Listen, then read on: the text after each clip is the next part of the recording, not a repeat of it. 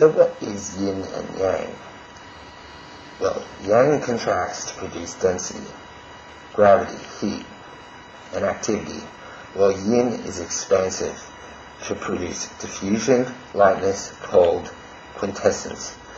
The yang personality is active, commanding, concentrated, and fiery, while the yin personality is more inclusive, diffuse, gentle, tranquil, and magnetic.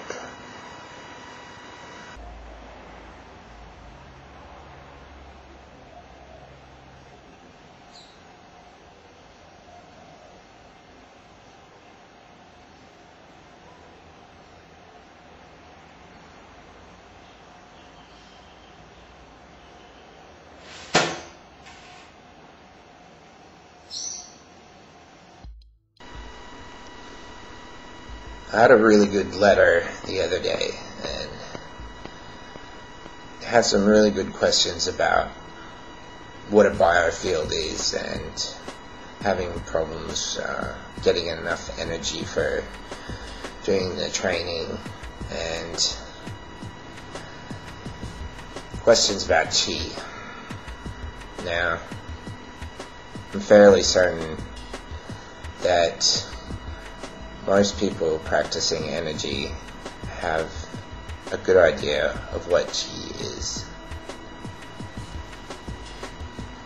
I can speak from personal experience that acupressure on certain points has helped me health-wise and helped in relaxation. Now there's a site called acuxo.com, and this site has all the diagrams for your energy points, the meridians, and the pathways that your chi and your energy travels through your body. Take some time and check out this site, because it's very beneficial when you're doing energy work to know where your points are. One of the ways that I find whether or not a point has a blockage is that I will press lightly on the point as it is shown in the diagram. If I feel a pain or any sort of swelling around that area, I know that there's a blockage. Now this is my personal experience, others may be different. Learning to direct chi, direct attention to certain points in your body is very handy, because later on as you're doing your training, you're going to be directing chi. If you're doing any sort of biokinetic disciplines, you're going to be directing it externally. So it's good to get the feeling of what it feels like for chi to move within the body, as this will help you visualize when you're using chi external to the body. In your training, you will learn to see your environment as a continuation of your body, as there is no real separation. Everything is connected. You will learn to see that you can project your consciousness and your attention into the surrounding environment.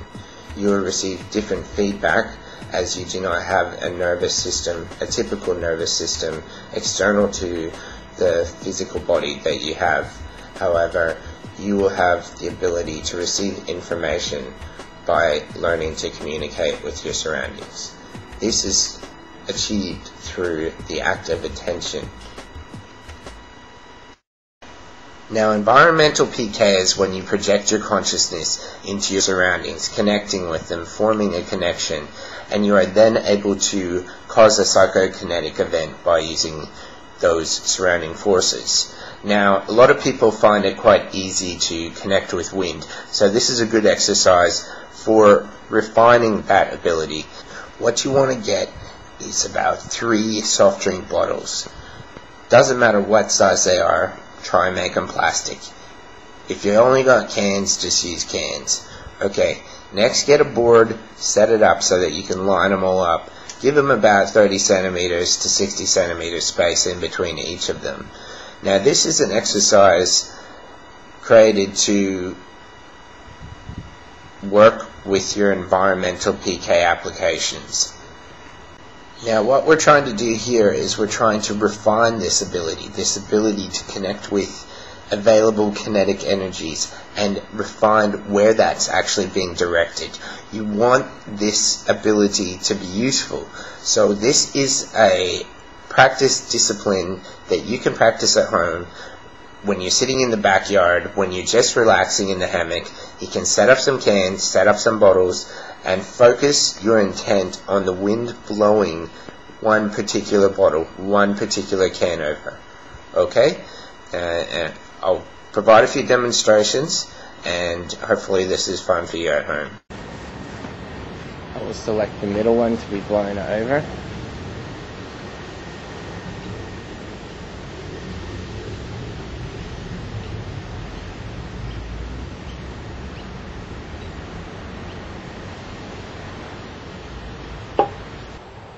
Selecting the far right hand bottle to be blown.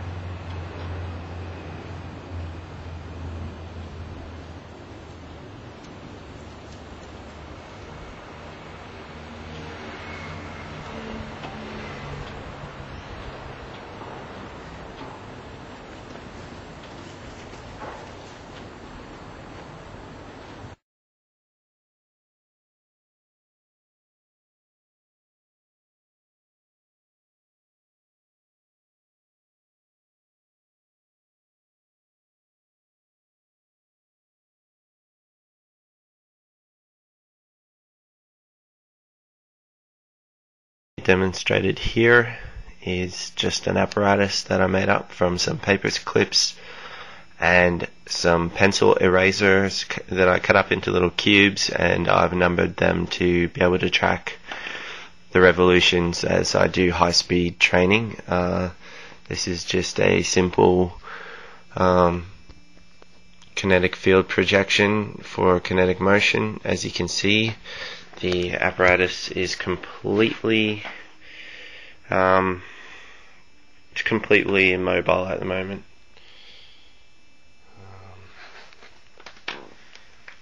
Okay, what I'm going to do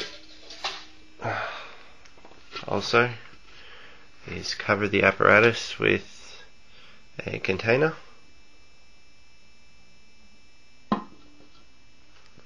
Just so that you know, the whole thing about blowing wind and all that,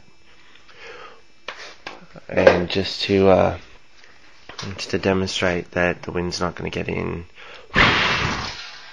Alright, so that didn't move, did it? Okay, so basically I will be generating a PK field within the container to cause motion.